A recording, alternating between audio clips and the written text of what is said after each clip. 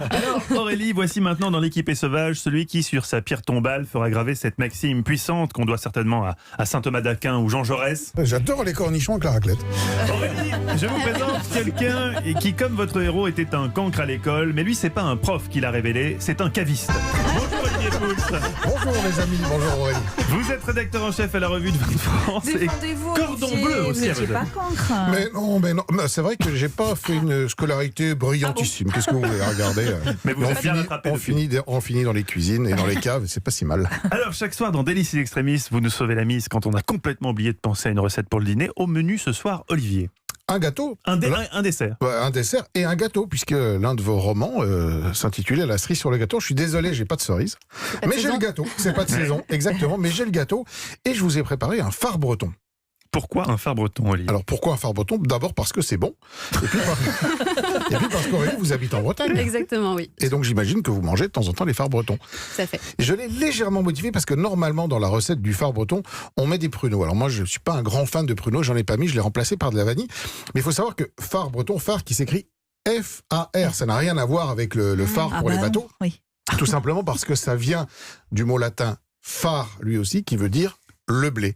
Et qu'à l'origine, cette recette était une espèce de bouillie de blé qu'on mangeait au XVIIIe siècle et qui s'est transformée par la suite, qui n'était pas un dessert d'ailleurs, qui est devenu un dessert plus tard lorsqu'on a commencé à y ajouter du lait, du sucre et puis évidemment les fameux pruneaux.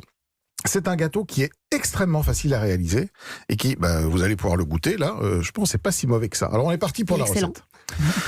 Bon, pour la recette, il vous faut 250 grammes de farine. Vous faites un petit puits, vous cassez 4 œufs dedans. Vous rajoutez 100 grammes de sucre. Je ne l'ai pas très sucré et je trouve que c'est meilleur comme ça parce que vous allez voir, la vanille ressort davantage. À côté de ça, vous allez faire chauffer 1 litre de lait et fondre 100 grammes de beurre. Dans le lait, quand il a commencé à chauffer, vous infusez un petit peu de vanille. Non mais c'est très simple. Et ensuite, vous rajoutez le beurre fondu, le lait dans votre préparation. Vous mélangez tout ça dans un plat que vous avez préalablement beurré. Four chaleur, Tournante. bien sûr, 200 degrés, 40 minutes et voilà. Et voilà, C'est emballé, facile. c'est Franchement, c'est pesé. facile. Ouais, ça a Et l'air. il ne reste plus qu'à rajouter la cerise quand elle sera de saison. Et le beurre, c'est obligatoire en plus du lait, tout ça ou...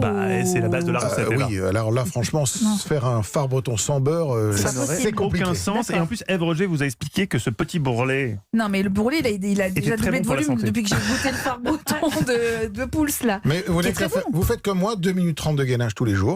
Ouais. Ça vous maintient les abdominaux. Chers Ouais. auditeurs, nous reviendrons sur cette Ouais. légende Sur ce lancée mythe. samedi soir lors d'un dîner un peu trop arrosé, selon laquelle Olivier Pouls serait capable de faire la planche et donc gainer pendant 2 minutes 30, ce qui est absolument techniquement impossible. Mais nous le mettrons au défi, peut-être même dès demain. Merci Avec Olivier une Pouls. petite vidéo qu'on mettra sur les réseaux sociaux, évidemment. Olivier qu'on retrouve tous les samedis dans la table des bons vivants de Laurent Mariotte à 11h sur Reprenez Europe 1. donc un peu de phare, tiens. Europe 1.